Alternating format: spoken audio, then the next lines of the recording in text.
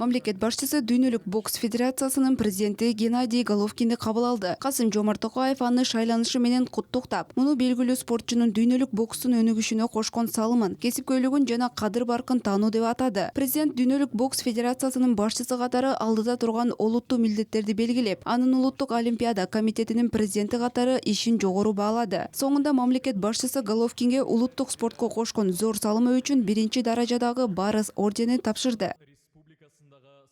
Вы действительно внесли огромную лепту в развитие мирового спорта, достойно представляли. Сиз чындап эле дүйнөлүк спорттун өнүгүшүнө чоң салым коштуңуз. Бай салттары бар казак бокс мектебин сыймыктуу көрсөттүңүз жана албетте Казакстандын бокс державасы катары дүйнө жүзү боюнча таанылышына салым коштуңуз. Эми сиздин карьераңызда жана спорттогу ишиңизде жаңы этап башталды. Сиз жаңы эл аралык бокс федерациясы болгон дүйнөлүк бокстун президенти болуп шайландыңыз. Белгилей кетчү нерсе, Казакстандын өкүлү биринчи жолу дүйнөлүк спорт уюмун жетектейт. Сиздин көз карашыңыз уюмду жаңы деңгээлге көтөрүп, бокстун өнүгүшү үчүн жаңы горизонтторду ачат деп ишенем.